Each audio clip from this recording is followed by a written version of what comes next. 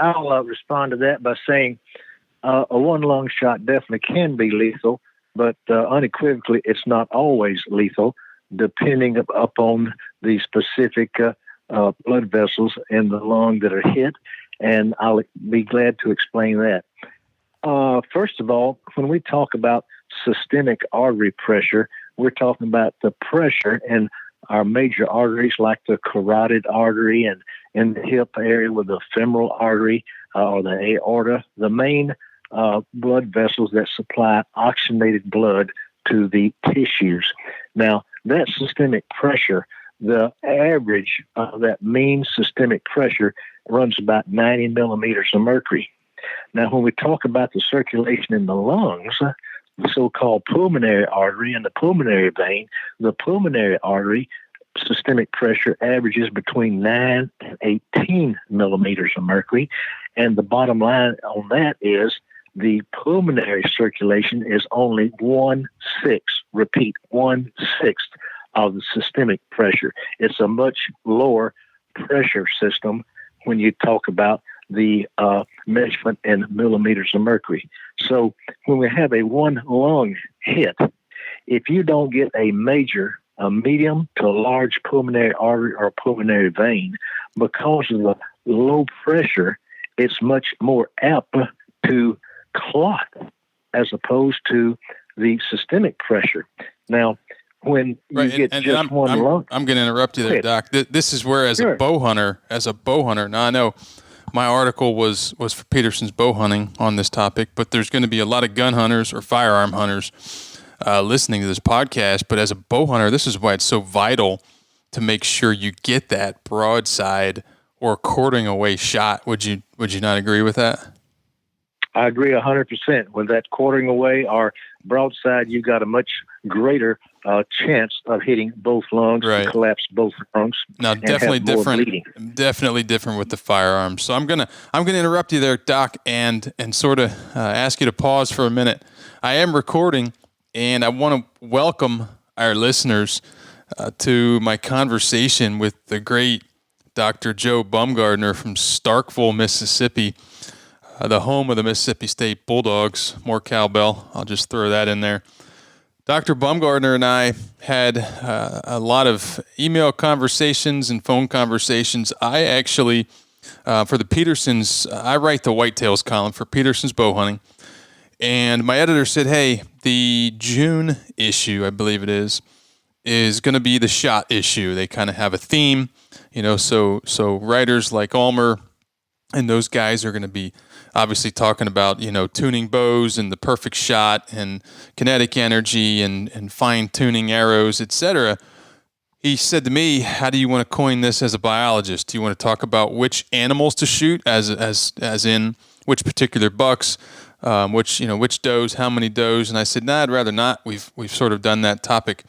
There is a topic I've always wanted to get into, which is a challenge, but I wanted to talk about sort of the physiology, the anatomy, and the science behind what determines the lethality or lack thereof of a bow shot whitetail. So in other words, the science, the biology behind, and if you have any youngins or if you're eating lunch, this might be where you want to pause this podcast and listen later.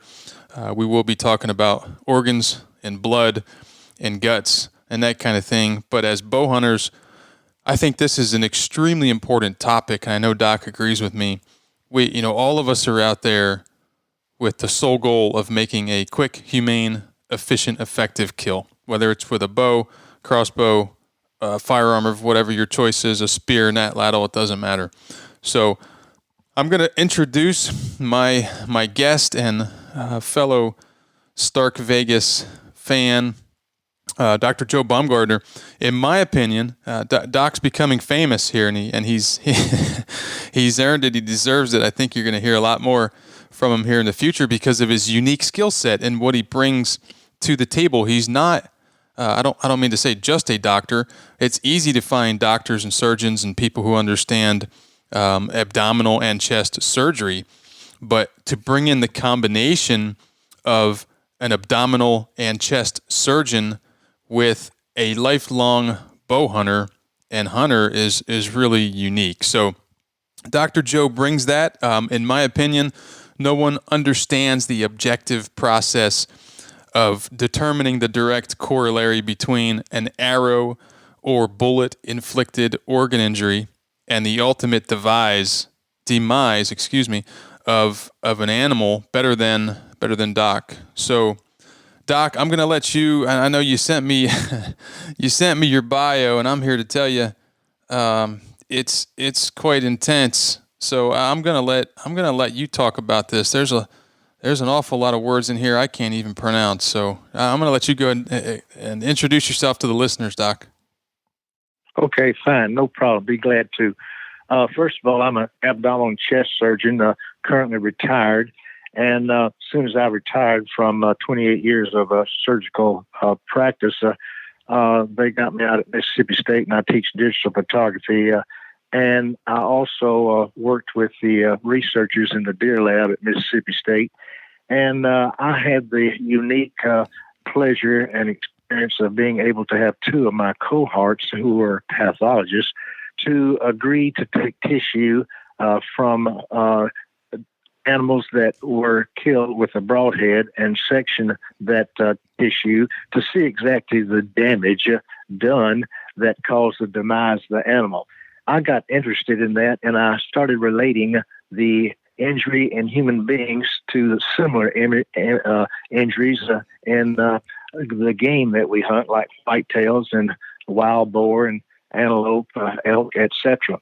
And through the years, I have been able to correlate a lot of the wound of the animal at the time of the impact of the missile, where gun or broadhead, to correlate their behavior with the animal organ injury once we recovered the animal and put them on the skin and shed to see what kind of damage was done and correlate that organ injury with their behavior.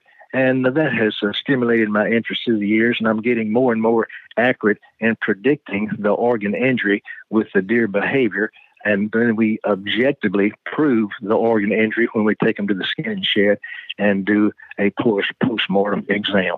That's excellent. Your skill set is extremely valuable, I think, to the resource, whitetails, and any game animal that we are launching missiles at, and as well as to the listeners and to those of us who are hunters. And like I said earlier, and we've been talking for a while, I'm not sure if it was recording or not, but there's not a bow hunter out there who does not want to make a quick, effective kill. Gun hunter, the same thing. So I would like to acknowledge your huge input and value to that ultimate goal. So I'd like to make the comment as well that it's easy to find docs. When I run into doctors who they read my column or they bow hunt and they start talking about hunting, and you can tell they obviously are career doctors, long hours, crazy schedules. They really don't get out in the woods much. They don't know much about hunting. The thing I found interesting about you is you suck every minute out of every season in multiple states. When we were trying to sit down and get this scheduled, you were, I think, drawing out the last few days of the Alabama season. I think it closes February 10th or whatever. So you're not just a doc talking about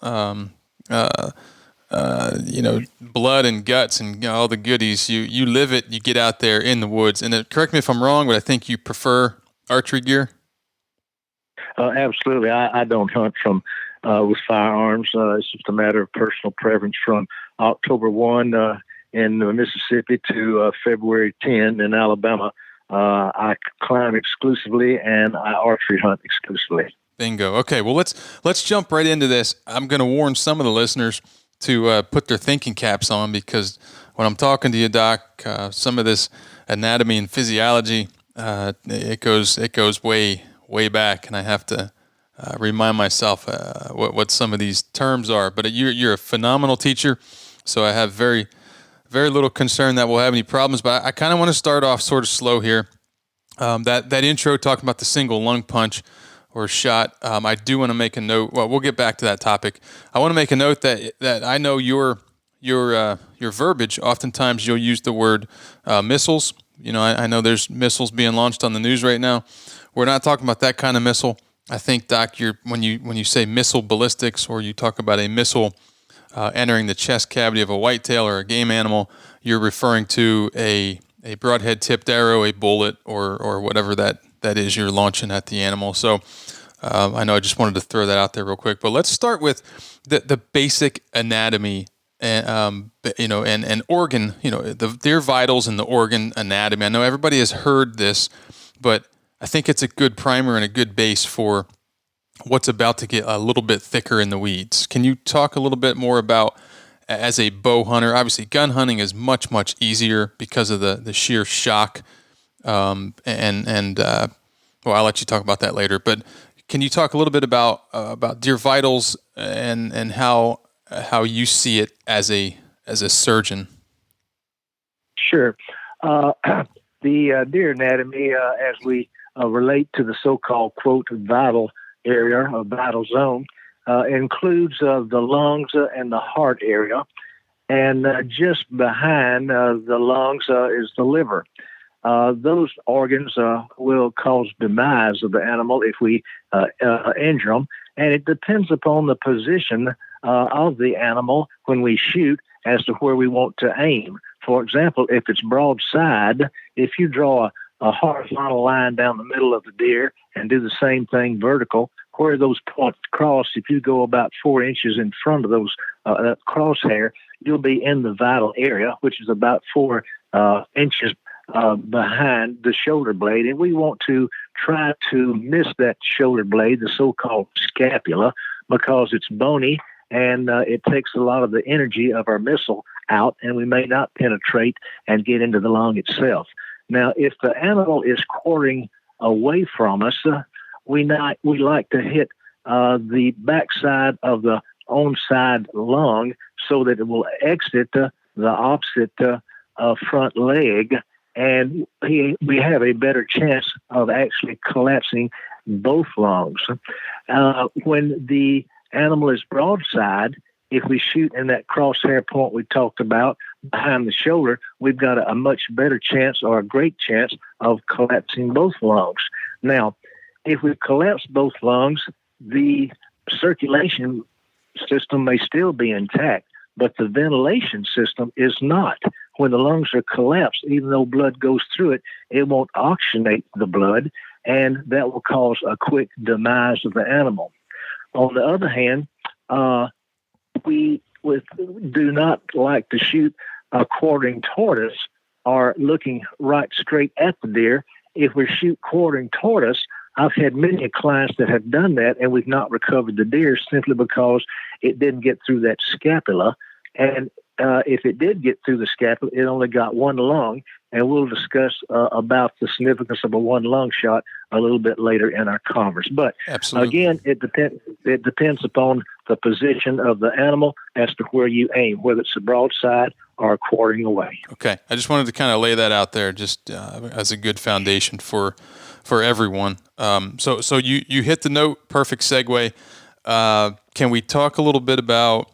And I know you use the word perfusion for circulation, but can we talk about this ventilation-circulation mismatch? I think the word circulation probably resonates with folks. I know it works better in my head than perfusion, but essentially we're looking at the homeostasis of the body, and can you talk about those sort of connected but completely separate systems within the mammalian body, the ventilation and circulation system, and how that mismatch or lack of homeostasis can cause, is it ultimate shock, or what is the ultimate demise of the animal? Can you talk about that correlation? Yes, you referenced the ventilation perfusion mismatch. Actually, ventilation is the breathing, and perfusion refers to circulation. Mm-hmm. And we have a mismatch. For example, if we hit the deer and both lungs collapse, circulation is still good, but ventilation is not. Okay, so the circulation, just so listeners get that, you by having a double lung hit, you've just affected the ventilation system. Well, if you hit both lungs, you've knocked out completely the ventilation. When you go through and hit the lungs as far as the circulation is concerned, that's the pulmonary circulation, which is only 1/6 of the volume in millimeters of mercury of the systemic. It's a much lower pressure system. So the circulation is still going on, but the ventilation is not. So circulation in this case means the circulation of the blood. Yes. Okay. The blood through the lungs. Right. Through the lungs. That's correct. Now, eventually, if you get both lungs and they're bleeding in both lungs, they'll die from ventilation failure as well as from perfusion or circulation failure when they bleed out. But we'll get into specific of one lung shot a little bit later. Yes. But ventilation circulation mismatch means that the ventilation can be intact when you hit them in the neck and you get the carotid artery, or you hit them in the hind quarter and get a branch of the femoral artery. Circulation will fail, but ventilation is good. But they can die of hemorrhagic shock, and ventilation can still be good. But when you hit both lungs, ventilation is failure, and they'll die first from lack of oxidation because both lungs are collapsed. Okay, bingo. Another good segue. Let's talk about the types of shock and explain the ultimate demise. Why do I keep saying demise? Demise of the animal. Starting with hemorrhagic or blood loss shock, and then going into sort of the spinal cerebral shock, septic shock, and that whole sort of package of information. I know that's a lot, but we can jump around. We can summarize it, no problem. Let's talk first about the causes of our game demise. We can talk about shock and organ failure. That's transferred from the kinetic energy from missile impact. That comes from a typical firearm harvest. We can talk about hemorrhagic shock, which is from acute blood loss, typical of a bow harvest. We can talk about collapsing both lungs, which is bilateral pneumothoraces. Now, let me explain that. Bilateral means both sides. Pneumo means air. Thoraces means lung. So a bilateral pneumothoraces simply means collapse of both lungs, whether it's with a missile from a firearm or from a archery, whether it's a broadhead. Now, another type of shock is so-called cerebral or spinal shock, and that comes from interrupting the spinal cord or the brain when a missile hits that, and it actually transects or cuts the spinal cord. That's permanent damage, and the animal will not recover from that. However, we've seen many a times and had stories where a hunter shot a deer and it fell to the ground, simulating a spinal shock. Only when the hunter got down, the animal got up and ran off. That was just temporary spinal dysfunction because of some of the energy that was transferred from the missile to the spinal cord, and it did not transect or cut it in two. So it was not permanent injury. It was only transient or temporary neurological or spinal dysfunction. Then we've got another cause of shock is so-called septica or infectious shock. And that's typical of a paunch or an intestinal shock, and it produces bacterial infection from bacteria that was in the paunch or in the intestinal tract, and they subsequently die from infection. Now, this is the gut shot, the infamous right, gut the paunch, shot. Yes, the paunch or the gut shot or intestinal shot. They die from sepsis, so-called infection, and it depends upon how long that takes. Depends upon the lower the injury is in the intestinal tract, the quicker they'll die from an intestinal injury. A paunch shot will take longer for the animal to die as opposed to an intestinal shot, small intestine, and the large intestine, they'll die quicker because the bacterial count is already high when it spills into the general abdominal cavity and gets in the bloodstream. The final thing I want to mention about cause of game demise, because it relates significantly to the state of Mississippi, is the anectine or the pod, the poison. The brand name is anectine, which is a pharmaceutical, a drug, and it causes neuromuscular blockade. Neuro means nerve, muscular means the muscle, and it blocks the transmission across that area, and the actual animal will suffocate because it can't breathe. It can't have the diaphragm move. It paralyzes the diaphragm. They can't breathe, and they succumb to suffocation. Those are generally the causes of game demise. Just sort of I guess a recap. There might be a lot of hunters, listeners thinking, what is he talking about with this pod? I remember when I went down to Mississippi in 1997 for undergrad, I started working at a bow shop because that's really all I knew. And I was building arrows, and these hunters were talking about these pods. Can you just kind of briefly, to those who do not hunt in Mississippi, just real briefly explain? I know you got into the pharmaceutical in that pod and the cause or the demise of the animal, but it's a legal form of killing an animal in archery. Yes. Or an accessorial. First of all, yeah, let me say that. Being a surgeon, we use a Nectine. The Nectine is the brand name, and the generic name is succinyl choline. And succinyl choline, or a Nectine, is a neuromuscular blockade. We use that every day in human surgery. We use it to anesthetize before we put an endotracheal tube into the patient when we're fixing to do surgery so it can breathe for them. We give them intravenous. We inject it into the vein, a Nectine, and generally it takes 1 milligram of a Nectine per pound of body weight. So if we're anesthetizing a 100-pound female, we generally give approximately 100 milligrams of intravenous a Nectine, and it paralyzes. They quit breathing, so that when we put the tube in, they don't buck and gag. We smoothly put it in, and in a couple of minutes, the Nectine wears off, and it's deactivated by the body. Well, when we use it in our animals, they are reportedly, I've seen in the literature, as much as 1,000 times more sensitive to a Nectine. So it takes less than 1 milligram, not 100 milligram, less than 1 milligram of a Nectine, and it has to get in the blood system to be effective. If you have a pod with that powdered Nectine on your arrow, and you get a paunch shot, a gut shot, it won't help a bit in the world. It'll be diluted out in the intestinal and the paunch content. It has to get in, it has to get into the blood system to be effective.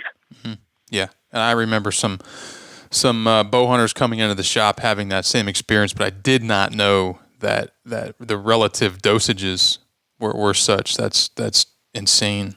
Okay, well, very good. I appreciate you adding that piece there. So let's kind of go back. So with hemorrhagic shock, blood loss shock, you mentioned acute. So acute hemorrhagic shock, can you kind of explain that a little bit more? Obviously talking about what is that 3 to 30 minute type blood loss, and what's going on, and what exactly is causing the shock in that case? Okay. Well, with hemorrhagic shock, by hemorrhagic shock, we mean that the available blood circulating to the various organs is not sufficient to support function of those organs. For example, an adult doe, a white-tailed doe, has approximately 1 ounce of blood per pound of body weight. So a 100-pound doe will have about 3,000 cc's or 3,000 milliliters of blood, which is about 3 1/4 quarts. Repeat, it's 3.125 quarts. Well, a 200-pound buck will have, therefore, 6,000 cc's of blood, which is 6.25 quarts, 6 1/4 quarts. Now, circulatory failure or hemorrhagic shock occurs with the acute loss of 1/3 of the blood volume. And when I say acute, we're talking about anywhere from 1 minute up to 30 minutes, depending on the volume and intensity of the blood loss, before they become and enter hemorrhagic shock and succumb to it.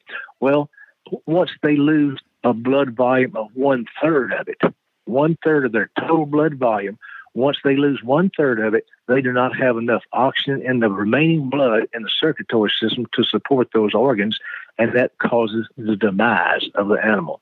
Therefore, repeating, An adult 100-pound doe will be immobilized with the acute loss of 1.05 quarts of blood.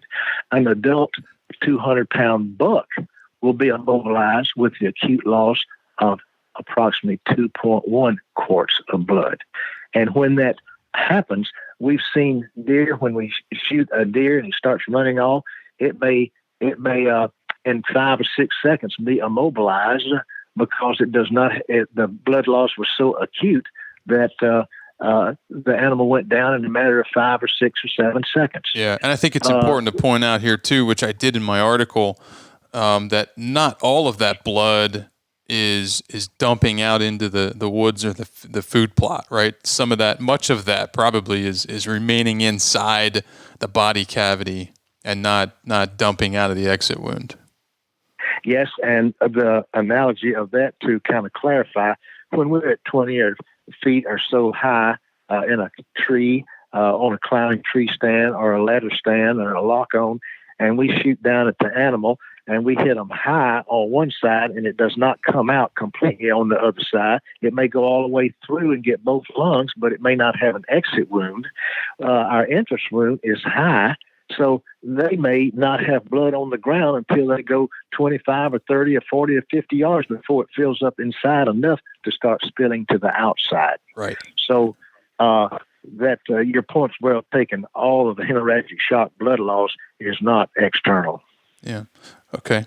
So let's talk, I guess, briefly about this what I call it, the ultimate shot in this case, where you hit the combo shot, I think you've called it, where you hit both lungs and the heart, which is obviously always fatal. There's no escaping that one. Correct. When we have a vital area hit, particularly with the animal broadside, we can get both lungs to collapse as well as the heart, and they're going to succumb to mismatch. Both of circulation is going to fail and ventilation is going to fail. Now, we now know that deer can run 30, the literature says up to 35 miles per hour, and the circulation time, I know what the cardiac output is, how much blood is flowing through the deer system, like in any mammal, the cardiac output, how much blood flows out in 1 minute time.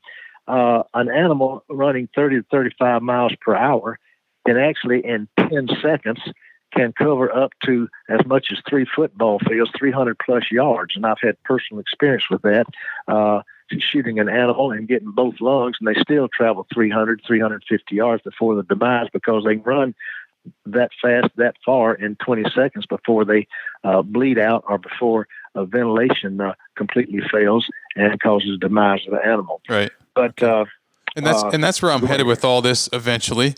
I wanted to get some of this background info out of the way, but eventually I want to get into the practical aspect of it. Is, the shot, the addressing the arrow, the recovery. How long do we wait? Should we go right now? The weather conditions, how that affects that. But I think we nailed hemorrhagic shock. That the spinal or cerebral shock, I want to cover that a little bit more, because you touched on a very painful moment in my hunting past with my son. And if Tim Coker's listening to this, Tim was filming the hunt. My son was, I think, 6 or 7. Was the first buck that he had shot at, and he's a very, very good shot. Not thanks to me, just I think thanks to nature. But he made that shot. The story you talk about hits the ground like a ton of bricks. Cameraman and dad are high-fiving, and then it's the, oh shit, what just happened? The buck's up and running. So we'll get into that. I want to talk about so the spinal or cerebral shot. This is also the head shot. Correct me if I'm wrong, but I just got a video from a client. I won't mention any names, Travis, of a client shooting, taking a headshot, a very effective headshot in a full draw 7 food plot last year, and he just sent that to me yesterday. But can you sort of cover the two variations of the spinal or cerebral shock lethal kill, and then what the hunter should do, which I think it's the same thing, if either of those occurs? Sure. Let me say this. I had access to and found a study that was done comparing firearm versus bow harvest, and it included 27 big game animals that were harvested with a bow. It took 29 seconds to be immobilized.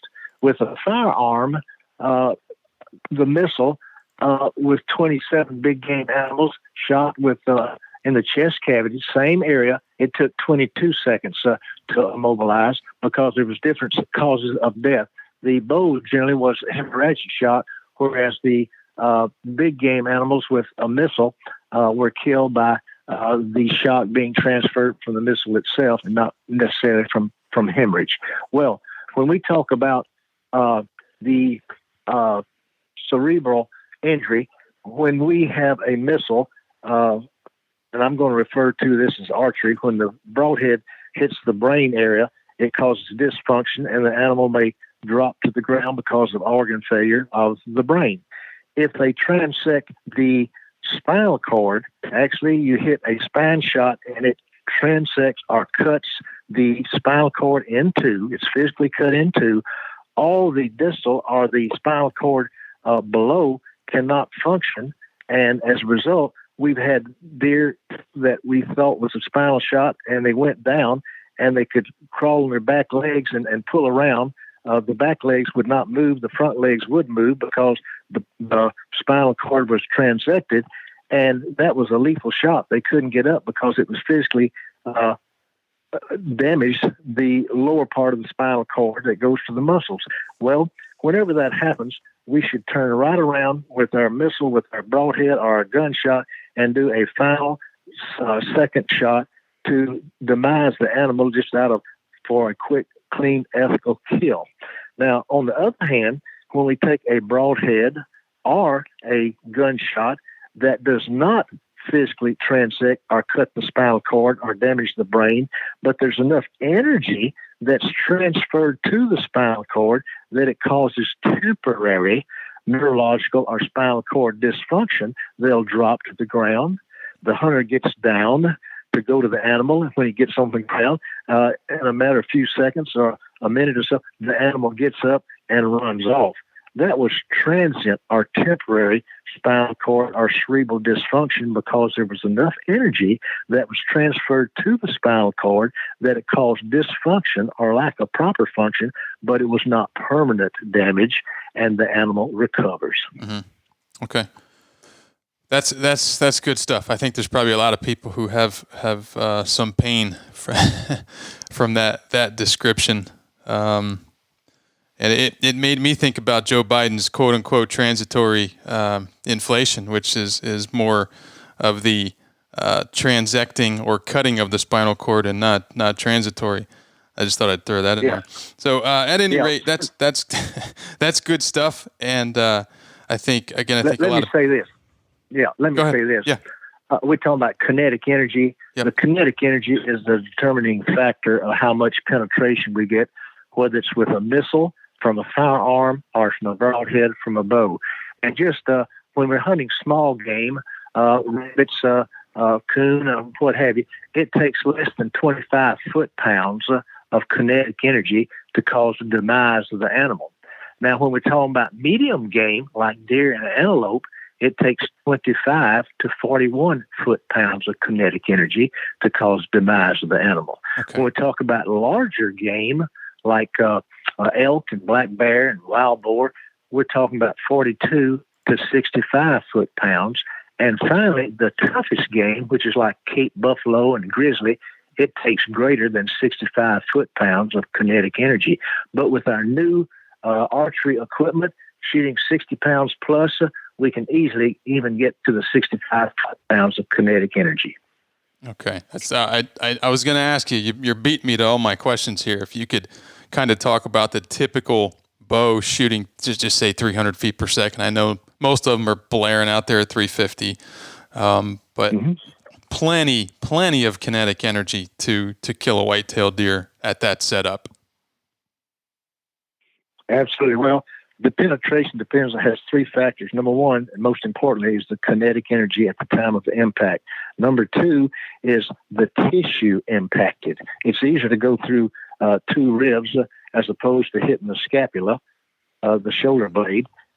We get less penetration. And thirdly, the sharpness of the broadhead. Our legendary Fred Bear is quoted as saying, when you actually have a razor-sharp broadhead that'll shave hair off your arm, it's razor sharp. That's like adding 10 pounds of bow pull to your archery equipment. Mm-hmm. Yep. And I would agree with that. When I bow hunt with a lot of these the old timers, quote unquote old timers, it's funny, they're always seen in downtime sharpening their broadheads, and I never see the younger bow hunters ever even considering sharpening their idea of sharpening broadheads is opening up a new pack. So I just want to kind of summarize then that you were talking about kinetic energy value of 84 foot-pounds for medium-sized game like deer, antelope, etc. Was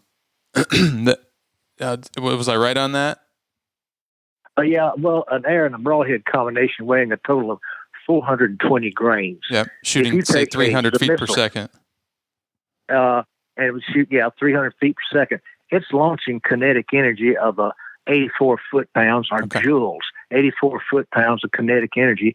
And for a medium-sized game, like we talked about, deer and antelope, it requires 25 to 41, an average of about 30 foot-pounds.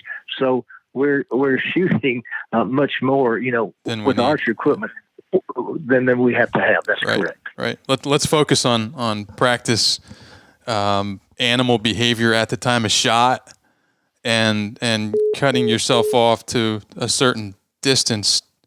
Doc, you still there? Well, this is something that's never happened before. It looks like I lost him. Let me get Doc back on here.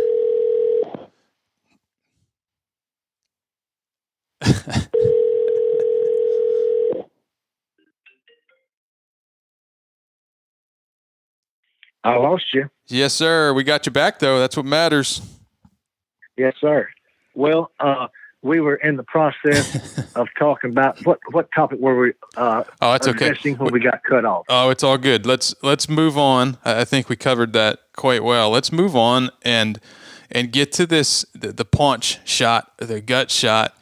And I know you sort of touched on that you like to break the gut shot or paunch shot down into different segments and get into intestines, etc., because that greatly affects the amount of time between shot or the connection of the shot and the demise of the animal. So can you talk a little bit more just really about the paunch shot, the gut shot, and how the specific location of the hit can impact the length of... Sure.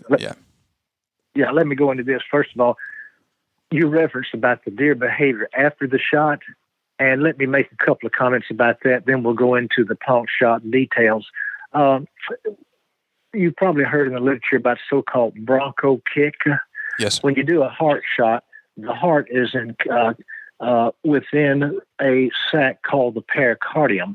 The sac around the heart that contains fluid, and when you transect that pericardium to get to the heart with a missile, then the nerve innervations are of such nature that it's quite common for the deer to do a Bronco Kick with all four legs are off the field and off the ground, and the hind legs away pointing toward the sky. That's a so-called Bronco Kick.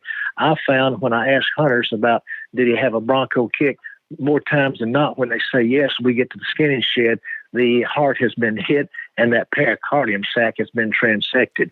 Then the other deer behavior is the gut or paunch shot. They quite frequently will hump up, and because it's painful, as soon as the missile goes through the gut or the paunch, it spills that content into the abdominal lining cavity of the abdomen, and it's painful, and they don't want to move. They'll hump up and slowly walk off.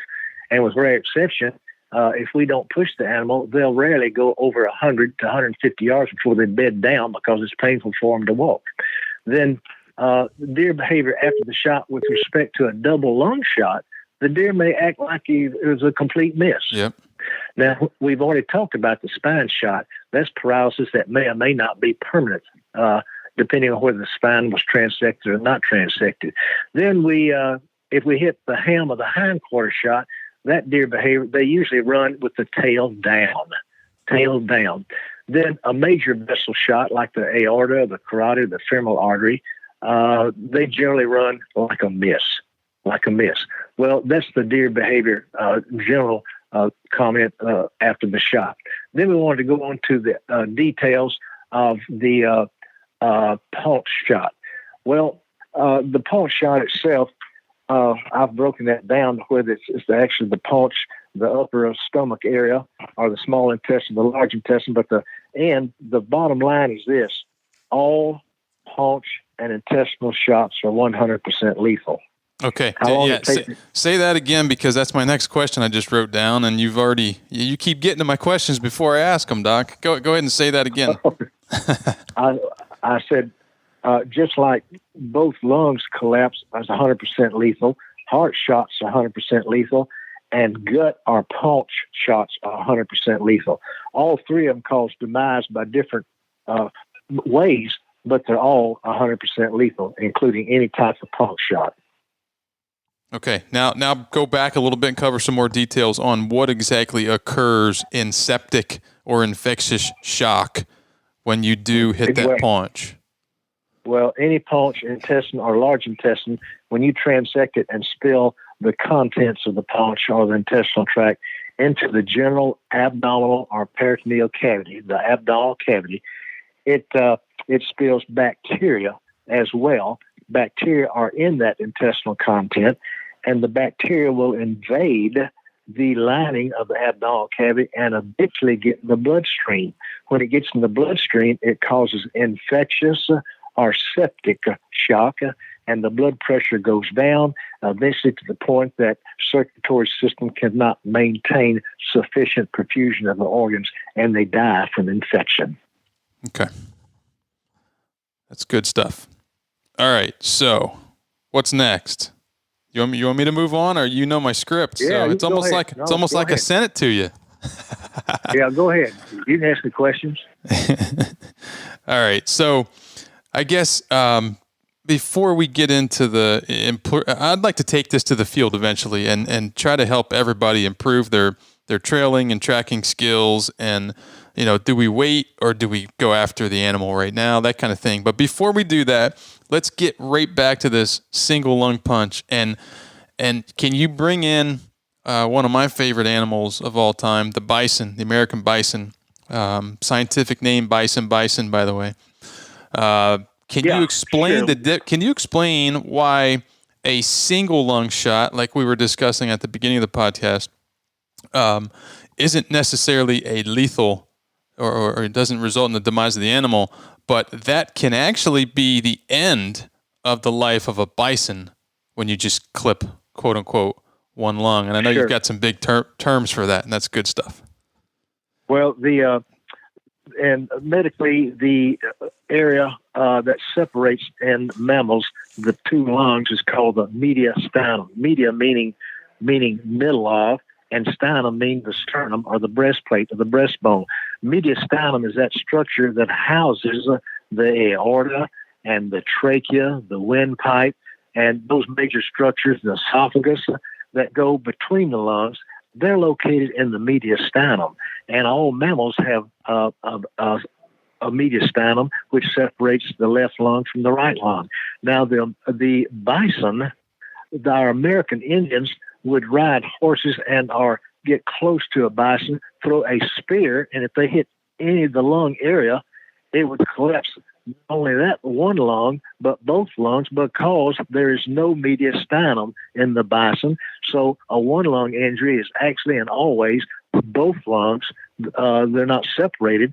The lung goes down, ventilatory failure occurs, and the animal experiences its demise quite quickly. Okay, and now, why does that not happen to white-tailed deer? That does not happen to white-tailed deer because a one lung puncture will actually collapse that one lung. And what happens is simply this: we breathe with a negative pressure inside our lungs. When we take a deep breath, our diaphragm goes down and we bring air into our lungs.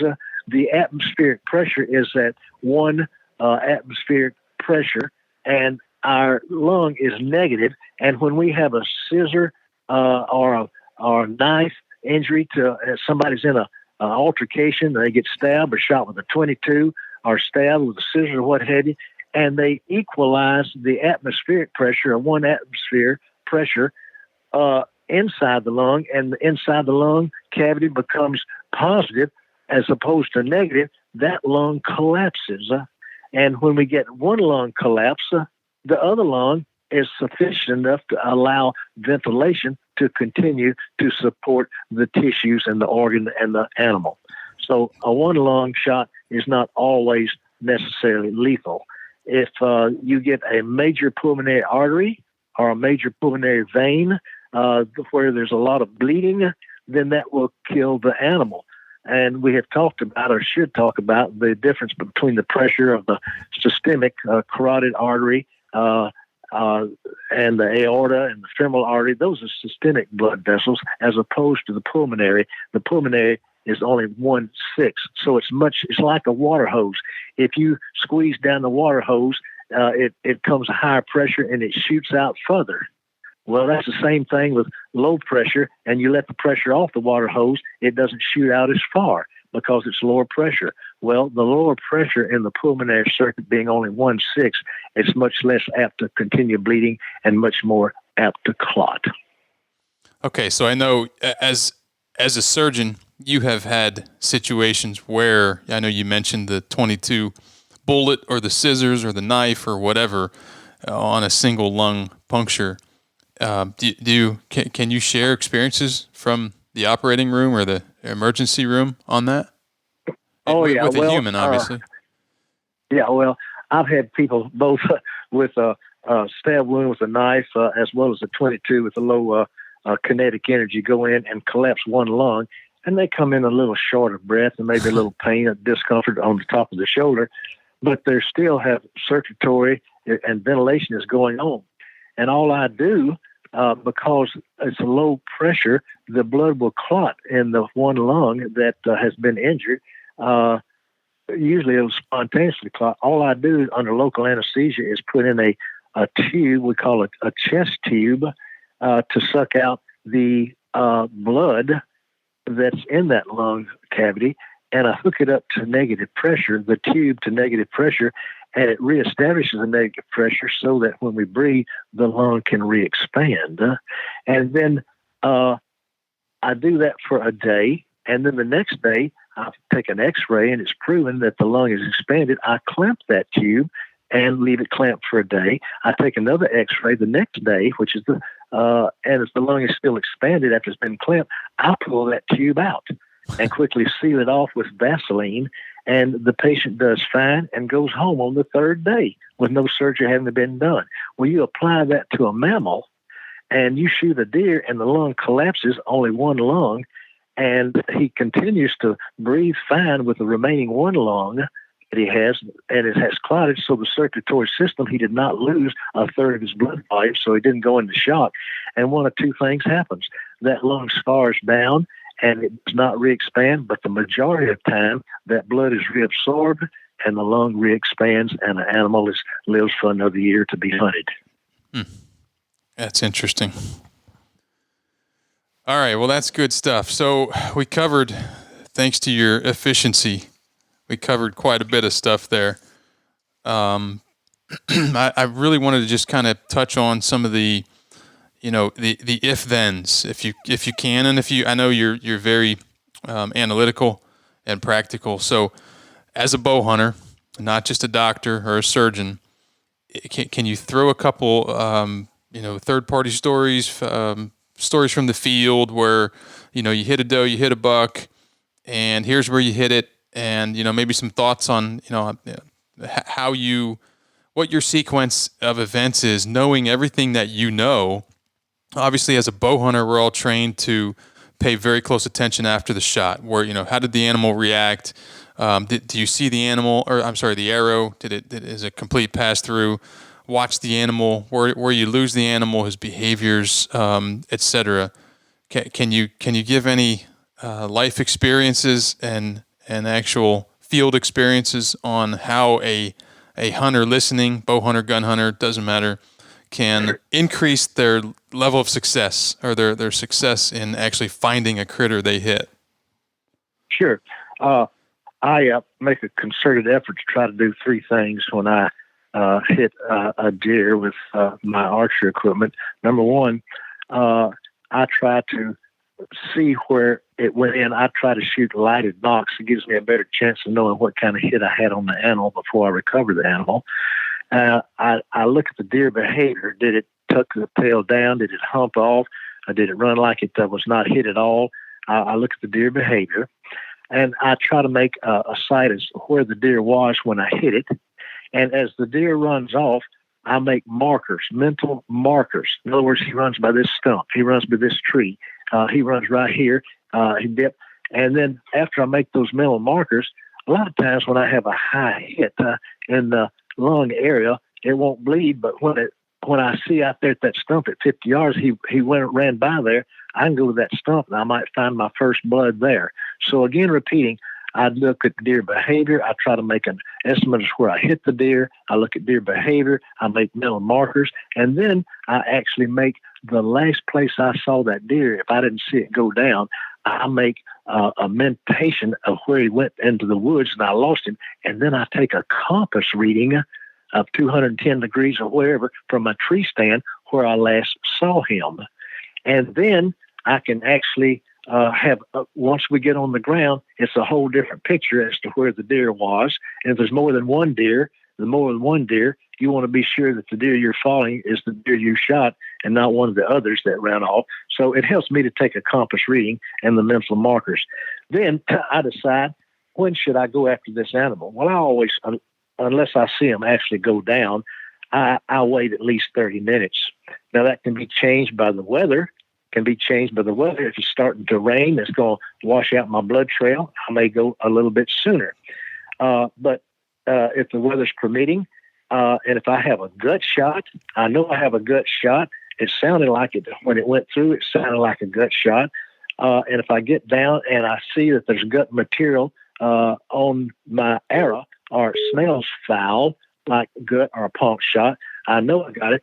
Then I want to give that animal as much time as I can, because I know it's a lethal shot. Mm-hmm. He may be dead in an hour, or it may be several hours before he dies from septic shock.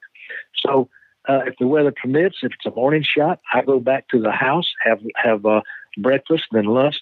Then I try to get it enough time. If the weather's permitting and the temperatures of such nature, I will go back and I'll give myself enough time so I'll still have an hour or two of daylight before sunset, so I can have good daylight to get the animal. Because a pulse shot is always lethal, but the thing is, a pulse shot is so-called the bow hunter's nightmare, mm-hmm. because frequently when you hit the animal in the punch, and usually you get a pass-through because of less kinetic energy. You have enough kinetic energy that there's not enough resistance, so you get a pass-through and your arrow sticks in the ground. Well, as a result, you can document that by smelling of the arrow and know that you have a pulse shot and it's time to back out. Yeah, I was going to say that smelling of the arrow is actually, for me, that represents the actual bow hunter's nightmare, the confirmation in that smell. Well, another reason it's a bow hunter's nightmare is this.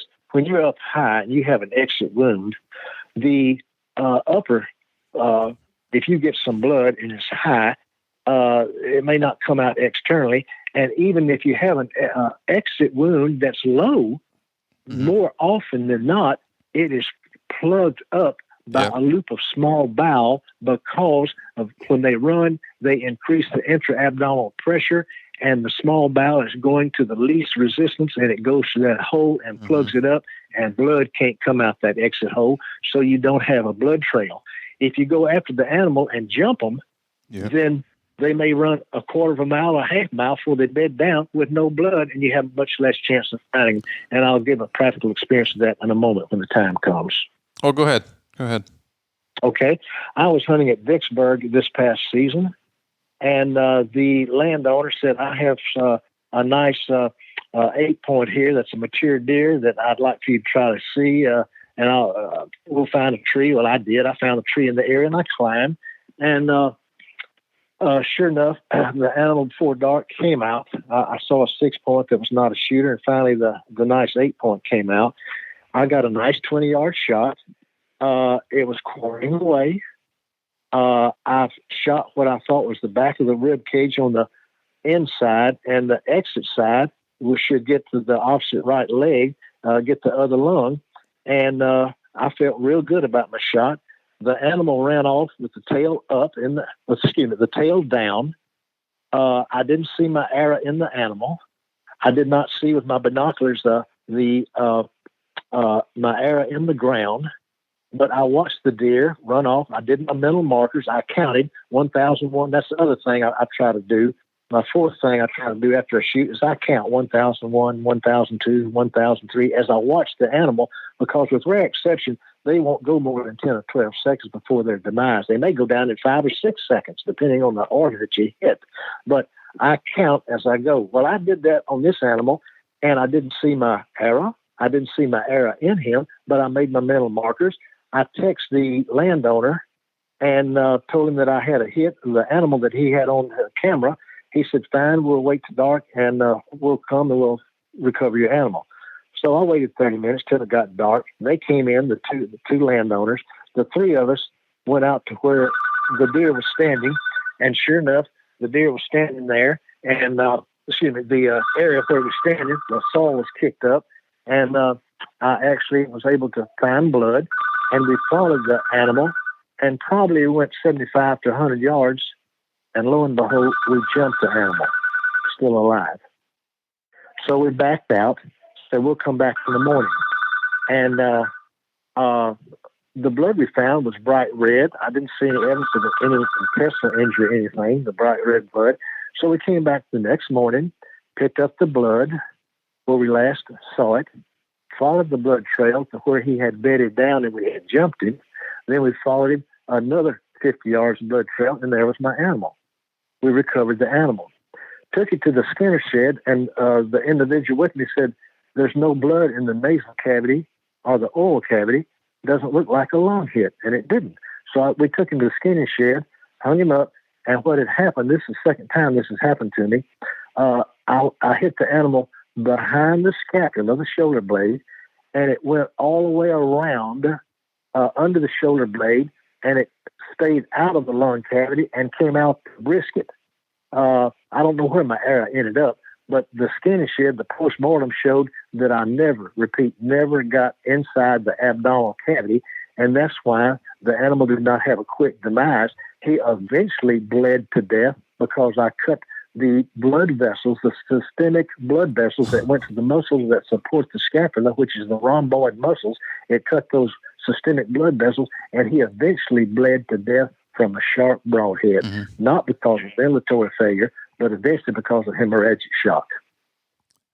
That's good stuff. So just curious, are we talking fixed or mechanical? I'm shooting at this time, I'm shooting the 2-inch mechanical, which is the NAP, the new archery product, Kill Zone, 2-blade, 100-grain mechanical. And the reason I shoot that is because it flies just like my field point, and I can tune my archery equipment with my broadhead, with my field point, and when I put that NAP same weight for my broadhead as my field point, the point of impact out to 50 yards are exactly the same. Mm-hmm. Okay, so I know you and I have talked about and emailed about the color of blood and the desaturation of lung blood and the oxygenation of lung blood. I know that can get kind of technical, but I think it can help hunters, especially a bow hunter, on a blood trail, and when investigating the arrow at the scene of the shot. Can you sort of go through some of these? And I think I'm going to, in my first column the June issue. I think I'll have some pictures of this, but can you sort of talk about, I heard you mention bright red in color here a couple minutes ago. We've discussed the red wine in color, dark blood. Can you kind of go over some of that so they know what type of shot they're looking at? Sure. What the bow hunter loves to see is when it hits a chest area, likes to see in the entrance and exit wound, bright red blood with bubbles in it. And the reason being, the oxygen is actually bound to the hemoglobin in blood, and that's what's caused the brightness of it. When oxygen is extracted from that hemoglobin from the red blood cell, as it is extracted, it gets darker and darker when it's circulating around. For example, if we have circulatory failure by the lungs that are collapsed, when we hit both lungs and both lungs are collapsed, and we have ventilation failure, but circulation continues. Each time that blood circulates through those organs, more and more oxygen is extracted from the hemoglobin molecule in the blood, and as more oxygen is extracted, there's less brightness of it, and it gets darker and darker. And when we have blood that has oxygen extracted from it, it's dark in color, or grape colored, or wine colored, like red wine, and that is because it has a low oxygen content. So when we hit a vein or the liver that has venous blood in it, we will have dark colored blood as opposed to oxygenated bright red blood. We will have desaturated blood that has had the oxygen extracted from it. As a result, it'll be much darker in color. And you can verify this. You know, an individual said, "Oh, I think I hit him. I think it's going to be a lethal shot, but it's a little bit back of the lungs, a little bit back. Got to pass through, pick it up, and the arrow had dark venous blood. That probably was indicative of a liver hit with desaturated blood." Excellent. Well, listen, I think we nailed most of my major bullet points here. Is there anything else that you want to add to this this topic for the listeners? Yeah, I think it's really important that we consider what to do after the shot. In other words, I have 15 things that I consider after the shot or during the shot. You know, we talk about memory markers. Mm-hmm. We talked about the immediate path of the visual markers where the animal went. We talked about the animal behavior after the shot. And then we talked about timing when we go after the game, depending on the weather, etc. Mm-hmm. All these things help increase our success rate as bow hunters in retrieving our animal. And, you know, we know that a pulse shot is 100% lethal. So we need to apply all of our expertise and the time waiting, etc., to give ourselves the best chance of recovering that animal. And if it is not a pulse shot and we apply everything that we should and we don't recover the animal, then we know that we have given a concerted effort as an ethical bow hunter to have a maximum opportunity to recover that animal. If we don't recover the animal, then we can assume with a good state of mind that it was not a lethal shot, and he'll be around for another hunter for another day. Very good. I agree. Well said. And with that, Doc, I think we will call it the end.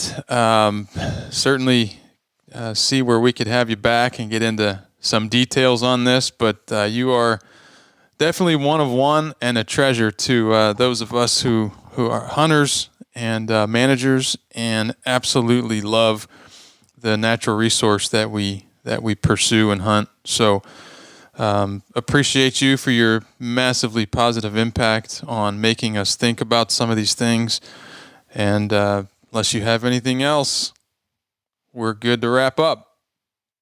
Until next time. Yes, sir. All right. Make it a great day, and I will talk to you soon. Thanks, Doc. Okay. All right. Bye-bye. I hope everybody enjoyed Dr. Bumgardner as much as I do. He's definitely one of one. There's never been a better time to come to the right side of history with Drop-Tine Seed Company, focusing on soul health and regenerative food plotting. You know, if you jumped on board the last few years, then you wouldn't be worrying about the increasing fertilizer costs as a result of the poor domestic and foreign policies of the disastrous current administration. Jump on droptineseed.com. Arctic Bloom, which is our frost seeding blend, is shipping in full force. You can go to the podcast, and I did a podcast several episodes ago on frost seeding. Spring reload, summer reload, everything is shipping. And check out our new product, Summer Nourishment, the product that Dr. Rick Haney and I developed through 3 years of research, studying souls in the rhizosphere. Check that out, droptineseed.com. Okay, I got to get going. I'm headed to the great state of North Carolina to see a client. Thanks for listening.